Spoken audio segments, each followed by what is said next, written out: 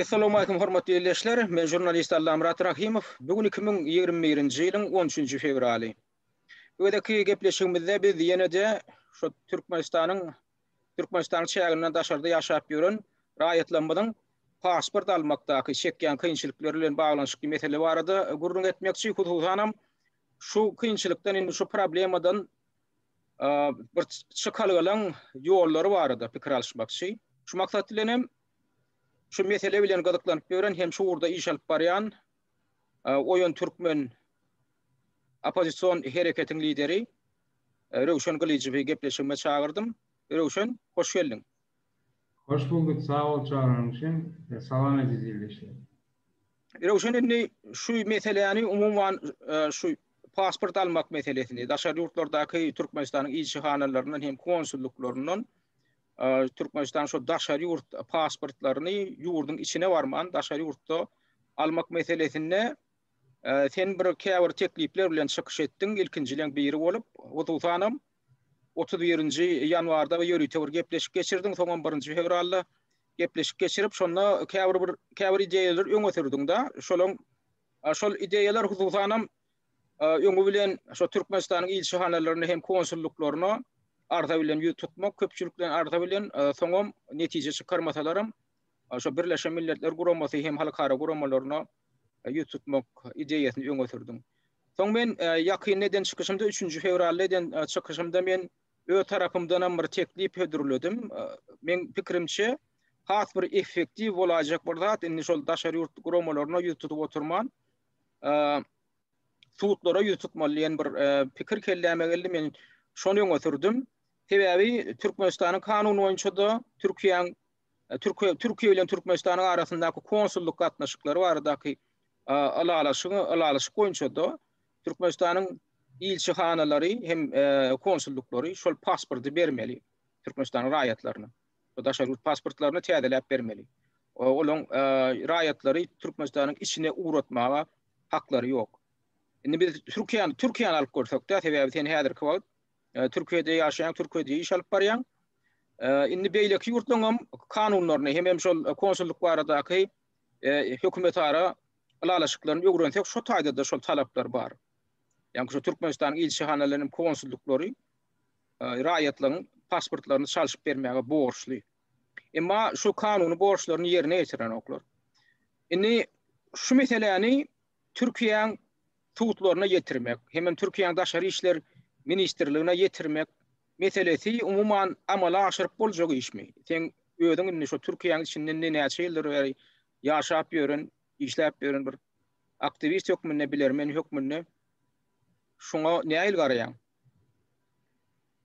Alamrat, bu mesele öňem köp ýani pravazaşitlikler, toparlar, uluk işi toparlar barada azaldy. Ýöne belki şu wagt edilecek aksiyada şuların hemmesinin eden işleri ve özlerinin koldamakları, koşulmaklarıyla ve yaşların koşulmaklarıyla, aktivistlerin koşulmaklarıyla ulu meşberde, yani masal yağdayda köpçülüklerin iş alınıp alacak burada. Ve dünyanın halkara kanunlarına göre de ve Türkiye'nin içindeki kanunlara göre de yani sözde verilen taraf köpçülük olsa hükman şu mesele seyrediliyor da bu praktikada var. Son esaslanan kanunlarımızın esası Türkiye'nin içindeki halkara kanunlar ve şartnamalar sen arz etmişsin ya. Sebebi şu kanunları bozmak bile Türkiye'nin içinde de yani bir düzgünçülük eden oluyor da. Son pasport verilen Türkmenistan'a gidilmeli diye pasport verilen adaylarında senin kulağına gelendir bize gelen malumatlar var, tahkik malumatlar. $3000 devre yani para peşkeş alıp pasport verilen gezekleri boldu. Onlar vardı, bizde malumatlar var. 2013'ten beri Germanya'da, Rusya'da pasportlar veriliydi. Son 2 yılın içinde verilmendir, yatırılıya olan. Bu Türkmenistan'ın kanun bozduğunu, dünyanın en birinde kanunlarını bozuyordu. Yani Türkiye'de esasen adam sahanın kendi olan son berde ulu ses getirecek bir iş ve ekmanın şu neticeye varar. Yani bunun için hem hekim özüne anlanıp şu meseleni bozdurmalı da şu ataşan bozduyanların sahanı her gün arttı. Aktivistler, yaşlılar hem taraflar şu meseleye geliyor. mesela hakikaten böyle kökten böyle işlemek ağır ve doğru meselede kanuna da layık bir hareket. Indi ştada tüydüň böleýin şol men geçenki gepleşigimde de ýanky yüzlenme nemetdim. Yüzlendim da illeşlemede watandaşlarymyza yüzlendim. Şo biriň häzirki ýoly goýjak şäherimize kim ýardam berjek bolsa bizni arzalan ýörüte bir tekstlerini taýýarlamakçy. Ol arzalarym suwdy üçin hemem şol ýurtlaryň daşary işler ministrlikleri üçin netlenjek. Şoňa da kim bol çekşek bolsa bol çekmäge taýýar bolsa teslentirler men adresime ýatsynlar diýdim. Elektron adresime ýöne näme üçindir Türkiýanyň içinden isleg bildirenler boldy. Emma beýleki ýurtlardan watandaşlarymyzdan hiç birinden bir isleg bolmady gynan hakda. Indi şu taýda bir näme görmek bolýar? Hakykatdan hem Türkiýede bizim watandaşlarymyzyň Türkiýe bizim watandaşlarymyzyň iň köp jemlenen ýeri da. Indi o taýdan bir bolmanna bir 5-10 adam hökman tapyp boljak men pikirimçe. Üstüne häzir men maňa da bir näçe adam ýazdy şoňa gol çekmäge biz taýýar diýip. Indi şu işi men pikirimçe Türkiýeden başlasak nähili bolar? Şu beýleki ýurtlara ünsi topup durman sebebi adam tapmagam kynrak da. Şu Türkiýede şunu ýola goýup hususanam şunu ardalan häzir nuskalaryny taýýarlap gol çekmeli adamlarım yeterli. En olmadı 10 tane adam tapılsa da şol köhenip beren adamlardan hem ilçana yüz tutup şondan aýdaly ardasynyň kanagatlandyrylmadygyny başyndan geçiren adamlar. Indi şolar Türkiýede häzir siz henem şu öňün çekýän şuly işi alyp barýan bir aktivistim öňü bilenem şu meselelerini özüň gozgodyň. Şuly işini Türkiýeden başlap eger Türkiýede bir adajygam bolsa, nähilem bolsa şu urda bir üstünlük kazanylsa, ondan beýleki ýurtlardaky Türkmenistan ilçhanlaryna, konsulluklaryna geçilse. Şu ideýa nähil garaýan? Şu ideýa meňe pikirimçe şu başta biz agzamyzdan beri son senin goldap çykşydyk, ýa-ni koordinelemek we başgadan ýa-ni tekstler barada hyzmatlaryny ödüllenmeden soň bizem goldap bile işleşip başlanandan özüňem bilen bir toparlar koşuluşup başladı. Yaş olanlar koşuluşup başladı. Yine Türkiye'de şu işi alıp barmak men pikirimçe has amatly olar, has tiz olar. Seberde hakikatten hem ağır ýagdaýdaky adamlaryň sany. Umuman adamlaryň Türkmen raýatlaryň sany kem bolsa, ağır ýagdaýdaky adamlaryň sany kem. Bular uje hemmelerde taýýar. Biz goldap diýip durlar. Beýleki döwletlerden bar, şu Orset'den, Ýewropadan, ýa-ni bunu goldayanlar bar. Esasen Orset'de köprak. Ýöne men pikirimçe Ýewropa we Amerikada olar pasportyň başyndan hem bolýan ýerlerinde ID karty alyp alýarlar. Şoň adamyň sany az bolansa, o taýda bir pasport meselesiniň sebäp bolýan kynçylyklary ken ýokmu diýende. Şoň üçin hem belki adamlar o taýdan ken goldap duran nokta. Yo, ID kart alanyň bilenem sen daşary ýurt pasportyň möhliýeti gutorsa sen ID kartyň o taýda güýji ýetýär. O taýda ID karty şo daşary ýurt pasportyň möhliýetine görä berilýär da, o yerli kartlar berilende de. Şoň üçin ol islendik ýurtda da ol daşary ýurt pasportyň möhliýetini ýokma sen ol daýym ýokma sen şu pasportyň çalşaýmaly, milli pasportyňa da. Ol ýöne men diýjek bolýanym şol ýanky sen hem aýdyşyň ýaly Türkiýede bizim watandaşlarymyzyň sany gaty köp da. Ondan onun içinden çıkmat diýende hökman çykar bir 5-10 adam iň bolmandy da şoňa gol çekjek şu arda. Ýani men diýjek bolýanda adamyny şu taýda adwokat tapmak, jurist tapmak meselesine ähil. Sebäbi bu meselelerini şu adwokatlaryň, juristlaryň üstünden çözeýmeseň raýatlanmadan diňe bir özi ýöne arda ýazmak bilen bunu çözüp bilmeýärler da. Bu taýda hökman juridik taýdan golla gerek, kömek gerek. Esasen hem şu suwda ýutmaly bolanlar. Ne şu meselede şol advokat tapmak meselesi nähili? Şol tapıp boljakmy şular ýaly işte? Gaty doğru ve gaty wajip mesele degendiň şu. Birincide biz 10-15 oğlanlıydık. Men şu an Türkiye'de bize gelenler, sana da gelenlerde koşsak, sana neçe adam şu an ses bildi. Ben özüm için açacak olsam, bize gelenlerin sana 10-15'te kalan 100'ü geçti şu an. Ne olsa olsun biz gol çekecekler, titronlar var. Yani yine de köpeler. Yani esas mesele değişim yalımının hukuku tarafı. Hukuku olduğu için yani neticede bir devletin organına su devrediğinde başka bir devlette şu an kanundan olsa. Ve onun için umarsız derecede bir güçlü hukuku olduğu gerek. Yani bu işleri biz hani ay bolarsa ay tutarsa deyip çıkanımız o kasaplı çıktık da. Ve benim özümün advokatlarımla başta ben öz kanalımızda çıkış etmek desem. Sana da öz hale görünmüyordu. Ağza geçtim de. Son bunlar dedi kıyın mesele dedi. Yani siz hakikaten kuramaçılık yazıydı.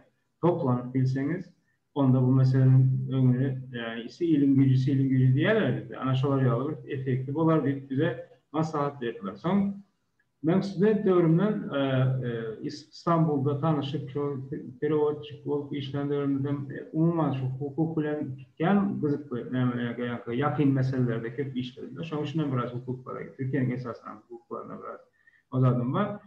Çok bir tane profesör var. Ulu Üniversite'nin yani katedralarını zaten profesörler, en yaklaşıklarımız var. Onlardan yüzlenip yani seninle yürümet edem altımızda biz Türkçe özbilişimizce bir ulu bir tekst ayarladık. Hem kanun hem Türkiye'nin içindeki hem kanunları bozuyor hem bir düzgünçülükler. Türkiye'nin Respublikası'nda hem problemler. Böyle de yazıp ettik. Olar yuridik uğrundan profesörler mi? Yuridik esasen hem yuridik önemli profesörler da şu Marmara Üniversitesi'nin bizim dövrde katedranın dekanı zaten o işleyen profesörler de. Diyecek olan bunlar bunu seyrettiler, dediler gramatın tayarlanıptır dediler. Yöne bizi de hem lemelerini yani taraflarını gızıklanıp o da önümüzdeki hep denişinde birinci cümleler, üçüncü cümlelerle bize doğru şu teksti eğer düzeltmeli, doğrulamalı yerler olsa doğrulayıp verecekler. Son şeyde şeyle bir nemeler azaldı. Bu aydalı şu an 100 adamdan görünüyor testi. Gol çekecek açık malumatların nemette. Şimdi o olan 5 adam bulanlardan bunlar bir advokat yetmeye de onlara. Hiç olmasa herisinde bir advokat olsa bir güçlülük olduğu öyle. Şu zatları biz profesörlerin yakma sağlıklaşandı diye Türkiye'de şeyler bir kanun var. Sen birine suda beslenem, seni suda beslenem, beslenem. Eğer sen böyle akitsanı işlemeyen olsan ki bizim pasportlarımız yok adamlar akitsanı işlemek köpüsü illegal. Neticede sen demesen sen girdecin devlet tarafından resmi girdecin yok olsa da sen de kazanç etmeyen adam. Kazanç etmeyen adama bizim bar advokat diyorlar yani bar idil advokat diyorlar. Şöylelerden biz platın advokat veripler diyorlar. Şöyle 50 adam, 10 adam, 100 adam, neç adam gelse şunu biz bar advokatıyla maslahatlaşıp diye bunlar Türkmenistan rayetleri bunların girdecisi yok. Bunların advokat bilmeye deyip şu meselenin biz bar advokatlarıyla İstanbul'un başka şehirlerdeki maslahatlaşıp golda alacak bolar isteydi. Indi men di şu katı gowi neme meseleler golgodun da katı doğru meseleler golgodun tebebi şu esasi ör oyuna galyan sonra olan birem şu eğer advokat tutmalı olsa onu nemen hasabına kimin hasabına tutmalı tebebi onun çıktacadır yani bir mesele da ödem ad olarak çıktacadır onu adatçı advokat tutununda da tut işiyle bağlanışıklı. Yöne şu kabir yurtluğun öz kanunu yol veriyor. Eğer adamın şu tuğda veriyen adamın bir maliye yağdayı yaramaz olan yağdayını yani şuna grubu çatmadık yağdayını onu şu advokatlar birleşik deyip birleşikleri var da yani advokat bar advokat yani dilen neme de şu advokatlar birleşiginin hem öz yürüte iş siyaseti var. Şolaram yankıyalı yağdayları gözünde tutmalı. Ondan şol yankı advokatlar birleşigi egilişige gidip şular yağdayda eğer şol tuğda şikayetle yüz tutyan adamın hakikatten eklenç yağdayı kıyın olsa ağır olsa onu olur egilişige gidip şonu muduna edip veriyor. Şolar mud hizmet etmek düzgünleri var olurdu da. Şu tadirde ne Avrupa yurtlarına da şolar düzgünler ulun yani men yaşa oturan Çekiya Respublikamda da şolar advokatlar gulluğunda hizmetinden peydalanan adamlar var da men tanışlamam içinde de. Inni şu meselede men ilk bir fikir ettim belki fond öğretmenler belki rayatlamadan özünden haiş etip bir pul yığnamalı bolur zat deyip da yönü ten häzir kaydiyan zadın şu meselenin bir hili şu meselede çözgüt berýän ýaly bolup görünýär. Eger hakykatdan hem şu professorlaryň aýdyşy ýaly Türkiýede de şolar ýaly düzgün bar bolsa adwokatlaryň birleşiginde. Şoň onda biziň watandaşlarymyz yankı meselelerini düşünürüp özlerinin maliye ýagdaýynyň agyrdygyny düşünürüp belki onu şol Türkiýe adwokatlar birleşiginiň hem yankı mut hyzmatynyň peýdalanyp bilerler da. Buňa Buna da gowy täzelik şoň üçin şu illeşlemede de şunu ýetirýän biz öňe bilen onu ilki şu variantyny işlejek bolar. Şunu hakykatdan hem şu tapyp boljakmy şolar ýaly mutuny hyzmat etjek, bir kömek etjek adwokatlary. Eger tapyp bolsa onu bu gaty köp meseleni çözýär da, ýani şu maliýe meselesinde. Indi ýa beýle kur tarapy bar, şu kanunçylyk tarapy, şu ýanky professorlar şu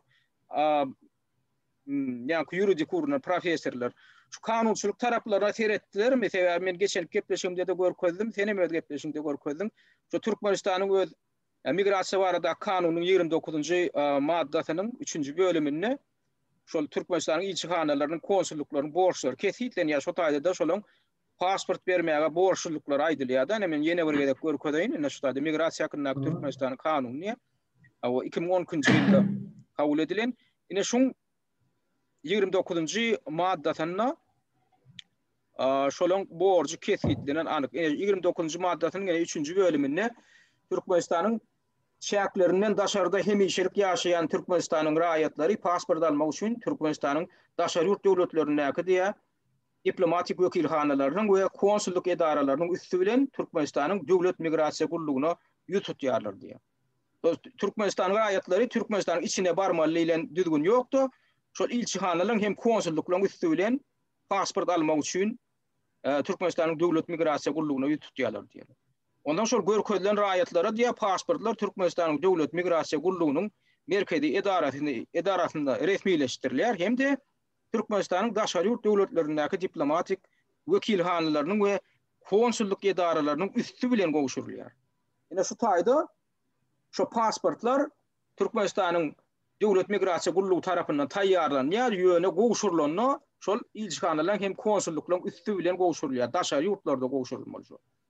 Ana bu da şu taýda ýanky Türkmenistanyň kanunçylygyny bozýarlar, şunu ýerine ýetiren oklar. Ondan ýene bir neme bar, halkara konwensiýa bar. Ýanky konsulluk gatnaşyklary baradaky Vena konwensiýasy diýip bir halkara konwensiýa bar. Şolam 1963-nji ýylyň 24-nji aprelinde kabul edilen kanun, ýörit halkara kanun ýalaşygy. Ene şoňam 5-nji maddasyna şol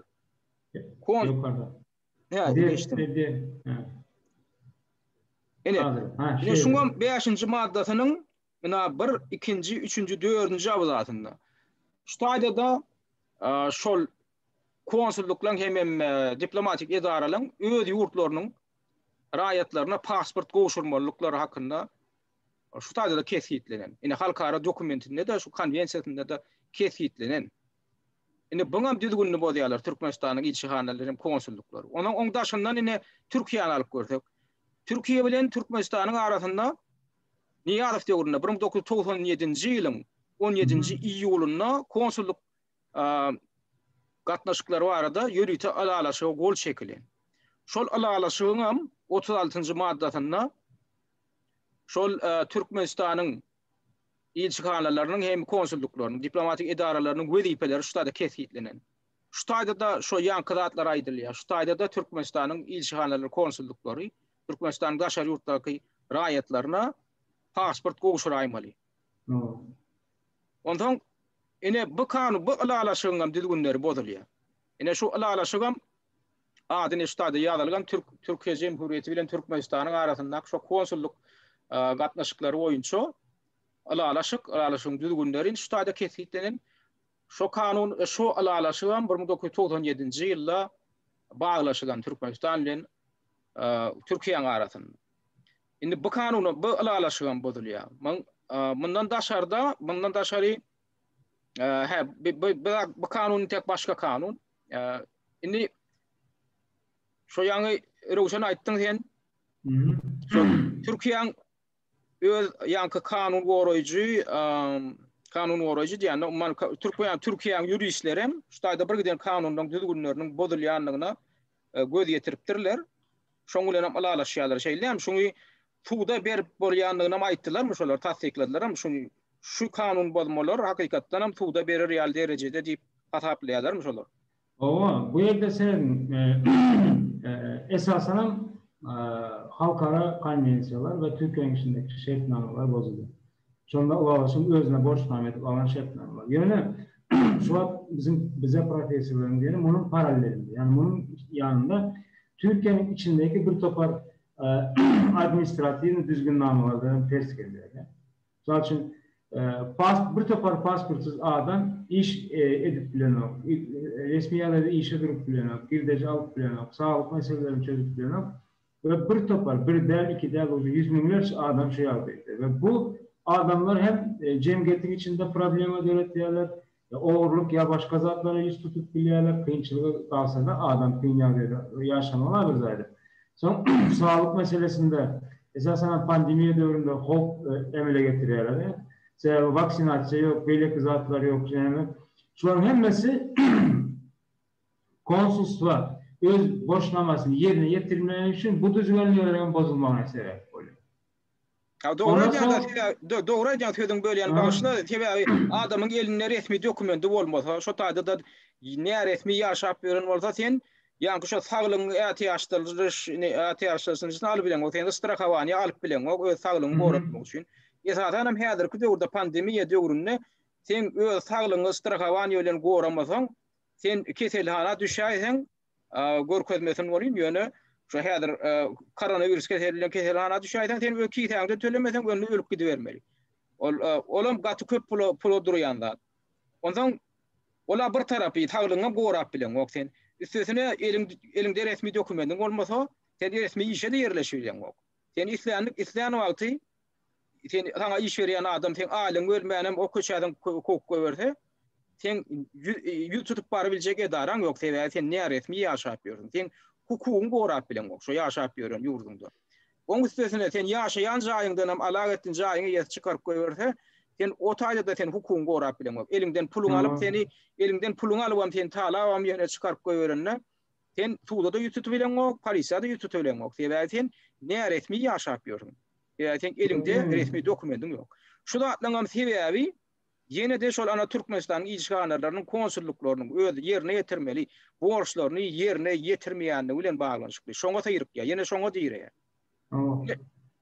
Bir minut sözüm böyle şehirde şu an bize şu profesörlerden maslahat etmende teze gelen bir iki tane materyal var. Onu ben tek paylaşıp yetişmedim seninle. Paylaşarım. O son indiki gepreşiklerimizi yine halk bilen paylaşarız. Şöyle de Türkmenistan'la Türkiye'nin arasında yani işçi alt memnuniyetlikten sadece Türkmen rayatının Türkiye'de resmi adayda işlemeye, Türk rayatının Türkmenistan'da resmi adayda işlemeye var. Hem ne var? Şartname var hem kanun var Türkiye'de. Türkiye ile bağlantılar. Onların şartlarını yerine getiren noktalar. Sebebi Türkmenistan rayatı Türkiye'ye gelen altında ve işe duran altında şunu aslında konsolluk şuna malumat verip uçağı alıp işe koyan yerine şunu izahlamak, konsolosluğun iş tap vermek, çok berde şunun hakkı hukuku verilen şu zatlara verce edenler. Sonra derece etmezlik bile yine bunlar öz yanlarını yanlışlarını köpelde oturuyorlar ve Türkiye'nin içinde üreten kıyınçılıklarından köpelde oturuyorlar. Bunlar yani profesörler seyrettikçe meseleler köpelik gibi oturuyor. Bizim bilişimizden hem has kanunu yağdayda var. Ağır yani neneleri var da günahları var. Şimdi şu yankılatlar ağdayan koşma şu problemlerle şu Türkiye'nin öz profesörleri, öz yürüyüşleri şunu üstüne açıp sana haber veriyorlar şeyler. Şeyde oturuyorlar. Sonra yine bir mesela siyasi tarafan var bunun. Kakamrat Kadir gelen altında. Nur Sultan'ın başına gelen yağdaylar. Cuma Safar Dağları'nın yağdayları. Son Beyrek Bayram diyen olan vardı. Şu olanların hemmesinde konsolosluğun Oraz'ın bir memesi vardı izinde paylaşılıyor. Konsolosluğa öz rayatlarına ekstremist Türkiye'nin polisyasına şikayet veriyor ve şu adayların hemmesinde o şikayet asassız olup çıkıyor. Ve şu anda Türkiye'nin ceza kanunu var. Bir adama sen yalan töhmet atama hakkında belli bir gezek kayıt alanında onun duyduruşu var, son pul cerimesi var, son azatlıktan mahrum edilme cezasına çeviri var yani. Şu derece nemelerle malumatlar bizim elimizde var. Şolara boşan yağdayımızda bunlar yani katı vargısının içinde eğer pasport meselesi yola koyup belli ki yani şartnamelerin şartlarını yerine getirmeseler son person non grant edip konsollukları işinden ayırıp Türkmenistan'a koymak ya da Türkiye'nin içinde pul cezasına ve azatlıkta mahrumiyet cezasına çeşitli belirtilen kanunları var. İşle oturuyorlar, işledikçe tezde zatlar çıkıyor. Onun yankı şu tadagatı doğru belirledin da indi bular diňe bir öz yankı yerine yetirmeli borçlaryny yerine yetirmekden yerine yetirmelikten daşary indi şu pasportlara bir beren oklar. Üstüne de Türkmenistanyň raýatlaryna yankı ýaly töhmet atýarlar. Terrorizm daýyplaýarlar, jenaýetçilik daýyplaýarlar. Olam esassız bolup çykýar. Indi adata raýatlar birek töhmet atanna şolam esassız bolup çykan ýagdaýynda şon jenaýet jogapkärçiliğine çekip bolýar. Indi maňa töhmet atdyň, awa senem ben ina şahsiyetim kemtetdim. Yalan yere, yerliksiz yere diýmek şonu sen suud edip bilmedin. Şoň üçin sen ina ben şeken moral ýetjim täwäpli sen maňa moral ýa-da kompensasiýa tölemeli. ýa-da sen türmäge girmeli. Indi bu taýda aýtmaklary mümkin Türkmenistanyň häkimetleri bilen diplomatlaryň ellegirilmeslik statusy bar. Olarda bar ellegirilmeslik, diplomatik ellegirilmeslik statusy. Ýöne diplomatik ellegirilmeslik statusy şol adama jenaýet etmäge ýol beren ok. Şol adama jenaýet etmäge ýol beren ok. Sen diplomat bolma. Sen ýa-ha şo ýurdun kanunyna göre hereket etmeli, kanunyna hormat goýmaly, ýa-da sen onu şo ýurdu terk etmeli. Bolmasa da sen jerime tölemeli. Bolmasa da seni diplomatik sen statusundan mahrum edýärler de sen türmäge basmaga da haklar bar. Oňa bir proseduralar bar. Nädip sen diplomatik statusundan mahrum edip, onu nädip türmäge basyp bolýanyny hakynda da oňa bir düzgünleri bar.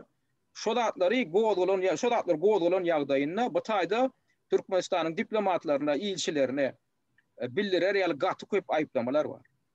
Indi şol işi häzir şoň başyny sen häzir şoň başlap bilseň Türkiýede men ýankaýdyşym ýaly şoň Türkiýeden başlap bolsa da ona ýankaýdyşym ýaly özüňe maýdýan ýuristleň özlerem tasdiklap otýar. Şunu edip bolýar, şunu hakykatdan hem suud derejesine getirip bolýar diýip özleri tasdiklap otýarlar da. Inniki ädilmeli, ädimin nämeden ibaret? Sebäbi dinleyijilerimiz köpüsini şu köýsänip öýren ýetatanyň raýatlarynyň köpüsi şu tawursuzlyk bilen garaşyp otýarlar hem sowra berýänler bar. Indi nähili ädim ädilmeli, bundan beýlek diýip. Indiki ýakyn wagtlarda edilmeli iş nämeden ibaret şu urda. Biz kaç açacak olsak serediniz. Yani şu var advokatlardan bize goldağı için bizim profesörlerimiz şolarına katlaşıp kuruyordu. Yani bu demekler yüz götürmüş vakit goldağı aldık bir gerçeği var. Bilemiz yok. Meselelerin esas şu materyal tarafı şeyde de. Şunun için bize alternatif hükmünde hem bizim bilen hem şu profesörlerimizin şu hukuk var adaklı bilen fondlarına bize hedirlerler. Bunu seyredip görsek Türkiye'de 4 günden olarak fond var. Yani kurulan ve türlü temalarda yani mecburiyetleri olan adamlara kömek etmek için fondlar var. Şunların arasında hukuku meselelerde, adam hukukun korunma meselelerde ve şuna benzeş meselelerde Türkiye'nin içinde kurulan ve hareket eden Türkiye'nin fondları var. O fondlar diňe Türkiýeň öz raýatlaryna kömek berýän fondlarmy ýa daşary ýurt raýatlaryna da berilýär kaçylar ýa. Onların arasında halkara derecede işleyen fondlar var. Yani sen niýeň raýatyň bolmasaň kömek etdiň. Türkiýeň raýatlaryna kömek etdiňler var ve Türkiye ve Türkiye devletlere ve garyndaş devletlere kömek etdiň fondlar var da. Yani şu vakti alıp uzat sana oturmayan, yani şu vaktin yardımdan alanını sanırsam 15-20'den geçerdi. Bu fondlarla varıp İstanbul'da şu yani profesörlerin tanımlamasıyla, rekomendasiyasıyla varıp yüz yüze görüşmek gerektiğinde. Şunun için hem şu profesörlerimiz hem şu bar advokatlar, Türkiye'nin başka organları şu fondlarla görüşmek için İstanbul'a yakında nasip olsa gelecek. Ve şu meselenin önemlisine düşecekler. Fondun başka da bir görünüşü var. Onlar şu an uzatıp oturmayan yani internet sıradadan bir fond deyip bir neyim var da. Ona nasip olsa yola koyandan sonra biz teknik taydan doğru düşündürüş geçeriz. Onu edip işte onun nemesinden böyle.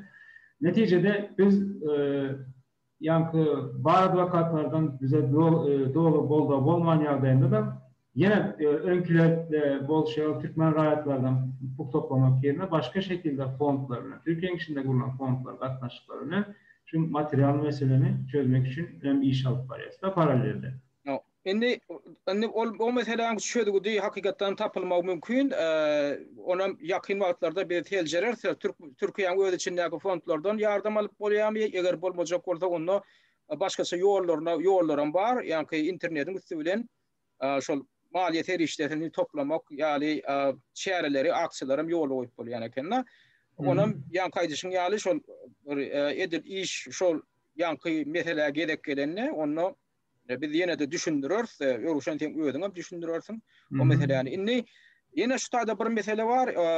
Käbir raýatlanmady. Onam oň bilenem gydyklandylar. Eger adam şu arda gol çekip ýöne ödüň şahsiýetini gidilejek bolsa, aýdaly suwda arda berilen ýagdaýynda şu adamdan sanyna goşulag etdiň arda gol çek gelir, ýöne öz şahsiýetlerini şol ilçihanaň işgärlerine gizlemek istýär aýdaly. Sebäbi öldürine ziyan etmek isleýän ok, hem dogon garyndaşlaryna ziyan etmek isleýän oklar. Indi şu mesele bilenem biz gyzyklanyp gördük. Men saňa da şu barada aýtdym. Da sen şu Türkiýanyň öz ýöritor kanunundan tapypsyň. Türkiýanyň kanuny ýöne daşary ýurtlarda dene şu Ýewropa ýurtlaryna da tas islendik ýurtda diýen ýaly o barada ýöriti düzgünler bar. Hususan şol ýanky jenaýat prosessual kodeks diýip kodeksleri bar. Her bir ýurdun şonda aýdaly şikaýet edýän adam özüniň howpsuzlygy üçin öz şahsiýetini gidilejek bolsa şoňa kanun ýol berýär. Şol aýplama bildirilýän adamyň şol şikaýet edýän adamyň kimdiginden habardan adamyň bolmagyny bilýär, habar bolmagyny bilýär.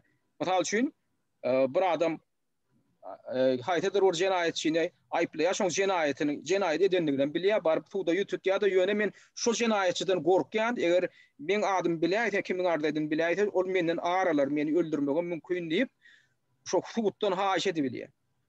Men adym berme, ýöne men hemme şaýatlyk görkezmelerinden bereýin, men suwda edeýin, şoň eden günäsini o diýip şeýdip çykyş edip şu özüni goratmaga haky bar.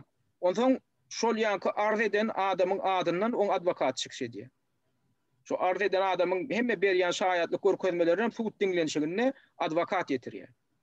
Şoň üçin şol ýanky aýplanýan tarap şol aýplan adamyň, aýplan tarapyň kimdiginden bilmeýän gali. Indi şu meselede de biz ýanky ýagdaýa gelýärsa, sebäbi Türkmenistanyň häkimiýetleri hakykatdan hem kimiň şu arda gol çekenligini bilse, ol basyşam görkezjek bolar, belki alaram berjek bolarlar. Şoň üçin şu meseleni men ýene de bir gedek şu dinleýijilerime de ýetiresim gelýär. Şol Türkiýanyň kanuny şoňa ýol berýär. Şu öz şahsiýetini gizlemäge, hususan men üregşön şu kanun tapyp berdi, şu görkezdi. Ne şu ýöriçe bir kanun var, Türkiýanyň kanuny. Olam şol şahsy maglumatlaryň gorulmagy diýär. Şahsy maglumatlaryň gorulmagy diýmek şol şu arz edýän adama degişli maglumatlar, şoň şahsiýeti kim, şo ýerde ýaşaýar, näme işleýär, şol atlar baradaky maglumaty kanun taýdan goramak hem şonu üpçün etmek. Şeýledir, şeýleňe gysgaça düşündirip beren isteseň ben 3-nji sahypa. Ne şeýle bir ýokary. Ne şeýle senedin halkara düzgün namalardan nämetlerden Ýewropanyň konsuli, Ýewropanyň birliginiň düzgün namalary soň Türkiýanyň özüniň döwletiniň içinde değişik olan düzgün namalarda konstitusiýa soň 66-98 sanly şahsy maglumatlaryň gorulmagy kanuny 52-37 sanly Türk Ceza Kanunu'nda. Şuların hemmesinde şu näme bar. Şahsy maglumatlaryň gorulmagy bu ýa-ki 100 sahypalyk bir şahsy maglumatlaryň gorulmagy diýip bir organ var. Şonuň taýýarlan bir dokumentti. Şoň içinde hemme düzgün namalar aýdyp geçilir. Türkiýanyň boy bir organynda, soň halkara guramalarda, hemme ýerde hukuk organlarında hemme ýerde siz şahsy maglumatlaryňyzyň goranmagyny, gizli saklanmagyny talap edip bilersiniz ve buna doğru hak berýär. Neticede her iki tarafdan gorap bilýär. Eğer istese konsulluğa, suda gazete verilen altı konsulluğun temsilcilerin öz maglumatlarını gizlemek istese onlar bir şey edip bilýärler. Neticede her iki tarafdan birbirini bilen yok. Yanaşmaların yani vekilleri, avukatları iş alıp barýarlar. Şu derecede şoňa bolýar. O yöne ne özünün şu hakiki anayında da hakiki adamlar arz edenliğini bilmek için onu sud alya ama suda hep bana vermem adamdan. Bu yöne karşı tarafa nif komisyonu veriyor. Sen Doğru. şunu talep etsen gizlememeni. Indi şoňadan şol biziň alada bildirýän raýatlanmada köşeşdirýäjek bir maglumatlaryň biri sebäbi şol özleriniň başgalasyna adar berilmeginden çekinýän ýa özlerine şahsy ýagdaýda adar berilmeginden çekinýän adamlar raýatlanmaz şo meselede de arkaýyn bolup bilerler sebäbi bu meselelerni häzir röwşen şol Türkiýeli ýuristler bilen aralyp maslahatlaşyp hemen şoňa da çözgüt täzir tapılar diýip garaşýar. Şo nähili arzan nähili ýoly goýmaly şo gol çekilen ýagdaýynda. Şoň üçin ýetasat häzir ýeterlik adamlar tapmak Röwşen tarapyndan Röwşen teň tarapynda da ýama adamlar bar eken onu da ýene de adamlar bar bolsa ine şu videoň aşagynda ýerleşdirilen men elektron adresime ýüz tutup bilerseňiz aşagyndan Röwşen kolejynyň ama elektron adresini tez görersiňiz şo taýgam siz ýazyp bilersiňiz kime ýazsaňyz siziň hem şol şahsy maglumatlaryňyz gizlenilýär biz şoňa da kepillendirýär siziň kimiň şoňa gol çekmäge isleg bildirendiginden biz häzirlikçe gizläp saklarsyňyz o barada şo Türkiýeli ýuristler biler. Şoň üçin edilni häzirki wagt indi şo Türkiýeden başlansa hemen şo Türkiýeden nähildir bir oňyn bir netije gazanylsa onu bu meseleni beýleki ýurtlarda da çözmek içerisine geçmeli bolýar da. Şeýlemi? Bula birinciden misal üçün bu edilmedik derecedeki meşgulerde bir iş olan son çekinýändirler doğru. Sonra hakikaten beýleki döwletlerde Türkiýedeki adam yani dünýadaky adam sany az. Böyle adamlar president görmek isteýär. Yani Türkmençe prosto dilde yönek edildi aýtsaň Türkmeni dürtmesen duýmaz diýişýär. Misal görjek bolýarlar da nusgalar alarýaly, anonarýaly. Şeýlem? Soň Türkiýenin arkasından esasen Orset'te bolup geçen zatlar gatı çalt derecede rezerwasiýa etdi, soňra Ýewropada boljak zatlar rezerwasiýa bolupdy. Bizim şu meseleni bolganlar bilen o ayaklarından şu devletlerin temsilcilerin değil vekilleri bilen yakın günlerde şöyle Orset'te misal üçün näme bolýar, nämeler boljak misal üçün ayrı bir program edip bilerse seňler ederiz ya da istesen başkaları bilen. O taýdan şu wagt bir topar fondlar bilen gatnaşyğa geçdik. Ýene prowazaşytly organizasiýalardan gatnaşyğa geçdik. Umuman alanda bu işi şu wagt boldap raýzwer edip giden adamlaryň sany gatyken.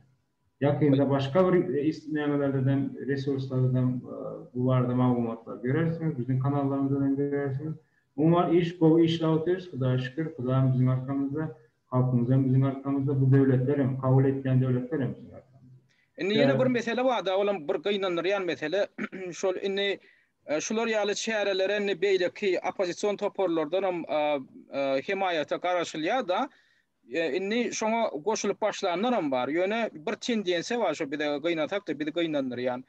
Şular ýaly işlerde bir etseler inha bizim toparmyza etdi diýip öz adyna şonu almak bir tendensiýa var da. Inni şu pasport meselesine de häzir goşuljak bolýanlar bar bolýan. Ýöne şo taýda eýem käbir tendensiýalar gödülýär. Ýani inni şunu bir etjek bolýar. Şunu beýleklerim goşulýandyr. Ýöne şunu bir etjek bolýar. Şunu edersem diýenýäli ondan şol işte bir hili nähiller üstünlük kazanýarsa da şol üstünlügüm biziňki diýip biziň keçek bolýanlar bar da. Indi şu tendensiýany men gynanç bilen belleýän hemem şol opozisiýon toporlaryň liderlerine, aktivistlerine birazjyk etjek haýyşym bar. Indi şular ýaly bir il wagtly, döwlet wagtly hemem adamdan hukuklary bilen baglanyşykly zatlara, işlere gedek gelenine men ettim bolup direk bilen çekişip, töwüşüp, bir darkaşyp durman şu hemme ambisiýany bir gyra goýup bileleşip edilmeli işler şulatlar. Şu ambisiýalaryňyzy bir gyra goýun. Şu ödara ýaryşyp hem bir edilen işin netijesini öz adaňyza dakşap bolup durman. Şu taýda gelin köpçülik bolup gelin kollektivleyin, hemme taraplayın birek gollap verip şol işi amala aşırjak bolan. Sebäbi hemme kişiň akwalyna degişli iş. Hemme kişiň ýagdaýy bilen baglanşykly iş. Şoň üçin eger onu başarmaýan bolsaňyz, onu bu işin garasyndan gelip oturmagyň geregi ýok. Eger ýanky ýaly edip ertek gün bu işi bir de başladyk da bu işi men etdim. Şoň üçin bu awraya men bolmaly. Bizim topormyzyň başaran işi, amala aşaran işi diýilen ýallatlary etjek bolsaňyz, şonu aýtjak bolsaňyz, onu bu işiň töwereginden gelmeýäňem, bu işe päs gelen bermeýäň. Şoň üçin bu taýdan tek bir ýaňy biz şu zatlary ýola goýup berdiler. Öwüşen kolejiwam ýanyna oglanlaram şulay her toporlardan gelişip pädir şoňa gatnaşyp oturýarlar. Bu bir belli bir toporyň etmeli işi däl, hemme kişiň etmeli işi. Onuň ýene-de bizim insan hukuklaryny goraýjy aktivistlerimiz bar. Kutubxana mine Tejul Begmedov bar, Farid Tuhfatulin bar, Ruslan Mätiw bar. Şolardan hem ýetjek haýyşym şol işe sizem öz goşundyňyz gaýrat edip goşun. Bu syýasy işde anna käbirlere hem jogap berýär da, ay biz syýasy işe goşulamdyk diýär. Bu syýasy işde bu insan hukuklary bilen baglanşykly iş. Şoň üçin siziň edip biläjek bir zadyňyz bar. Mysal üçin şu pasport meselesi bilen baglanşykly şu problema barada öz web saytyňyzda bir maglumat goýsaňyz. Şuň hakykatdan hem şeýle ýiti problemadygy, ödem milyonlarça adamyň akwalyna degişli problemadygyny tasdiklap öz web saytyňyzda maglumat goýsaňyz, onsoň şol suwda beriljek arzada da şol atlara salgylanjak insan hukuklaryny goraýjy guramalaram şuň hakykatdan hem şyndaky bir problemadygyny gozgap öz web saytlaryna da maglumat berdiler, berýärler diýip şolaň siziň maglumatyňyzda salgylanar ýaly etip şoňa bir maglumat berseňiz, şolam siziň edip biljek ullakan bir işiňiz bolar. Şoň üçin şol işden siziň hem çetde galmadygyňyzy biz haýyş edýäs, menem öz adymdan hem haýyş edýän, şol işe siz hem ýardam beriň. Syýasy iş däl, bu insan hukuklary bilen baglanşykly iş. Şoň üçin bolýa hat ýazyp bizi uğratmak ýa ýoşany uğratmak hökman näl. Öz web saytyňyzda şu arada bir maglumat goýsaňyz, ondan şondan peýdalanyp bolýar. Ana men etjek haýyşym şu meselede ine şu zatlar. Roşan deň öz goşşakladyň bar, boşluk aýyrjakladyň bar. Şimdi gatda doğru diýeňizde şu wagt içeride belki şu meçberde şu iş alyp barmak üçin de belki yeterli sanda goldaw adam bolanda, belki de deşiňiz ýaly ýanky men etdim diýjek bolup bir özara ýarış bardyr da. Bilemek ben hiç gün bir güney yönkemek bilen önemeçekler. Şu yerde önkü bolan zatlar, bolmadık zatlar, puşmanlıklar, ya bir nemeler, öykelemeler var olsa hem zatı koyup halk bekbiyetli bir işe kim neme koşan bize koşma mümkün diyenler. Sebebi şolarım ulanılan, yani proza şirketlerimizin özlerinin alıp varan işlerinin esasında aslında önkü alıp varan işlerinin şu meseleye koşup oluyorlar. Her kim öz edeni işini ve işini yalı web saytlarında ya alıp varan işlerinde, kuramalarında şu alıp varacak çevrelerine şu meselelerle paralelde koşup alıp varıp bilenlerde. Olarak biz eğer ruhsat verseler ulanıp şu yani işin prosesinde koşup bileriz de suda veren sonra eğer gitmemezseler bir yerde çıkışları olsa ya bir materyal olsa ya bizimle materyal paylaşsalar bunu biz yine böyle suda da panetli materyal ekliminde proses gidip durmadan bekliyoruz. O da şu suda tüdün bölýän bagışda şu suda berilýän arzada eger insan hukuklaryny goraýjy guramalaram şu meseleni gozgap aýdaly bundan bir näçe ýyly öň hasabat beripdirler, şu arada ýörüýte hasabat çap edipdirler diýip oňa da salgylanyp bilseňiz ola ýam şu ýanky arzan agramyny hasam agral diýär. Hasam şoňa bir ýanky suwdyň öňünde gözüniň öňünde ýanky ýa-da aýdal daşary işler ministrligine beriljek arzada da şolaňam öňünde bir ullakan bir agrama eýe bolýar. Eger şular ýaly insan hukuklaryny goraýjy guramalaram şu arada hasabat çap edipdirler ýa-da enha şu arada maglumat ýerleşdiripdirler diýip şonu biz aýdyp bilsek, şoň aýratyn bir güýji bolýar da. Şoň üçin men şu şeýde möhümdigini nägtap otýarum. Şu zatlar. O gatı minnettar esasen senden birinci olup golda şeyde koşandan koşup otursun. İnşallah halk senin adını hiç kaçan yardımdan çıkarmaz. Esasen yaşlar. Yo bu taýda hemme kişiň etmeli iş ol biziň öz hemmemizdiň borjumyz da. Onlar oşan onu şu taýda tamamlaýar gepleşigi. Bolýanda sağ ol çağıran için yine öz kanalımızda yani işin yani progresin razviyetesine göre muhtemelen seninle umuman halkına malumatlandırdılar. Umuman iş başladı, battı ve güçlü detkinde başladı. Şu an bundan sonra korkup çekim oturmana gerek yok. Biz yanlış iş edemiz yok. Yadınızdan çıkarmayın. Doğru kanunu layıklıkta kanun hakkımızı talep ediyoruz. Bu alanların değişiyalı siyasetten değil. Biz bu hak talep ediyoruz. Siyaset. Şoň üçin prava zaşitliklerim arkaýynda siýasatda boşluk biliyorlar, boldat biliyorlar. Sadece onu. Hormatly dinleyijiler, onda bugunky şu pasport bilen baglanşykly problemi baradaky gepleşige Oýan Türkmen Opozisiýon halk hereketiniň ýol başçysy Rowşan Galijew gatnaşdy. Gepleşigem Allamrat Rahim halk bardy. Bin ferp dinleýäňiz üçin köp sag bolun.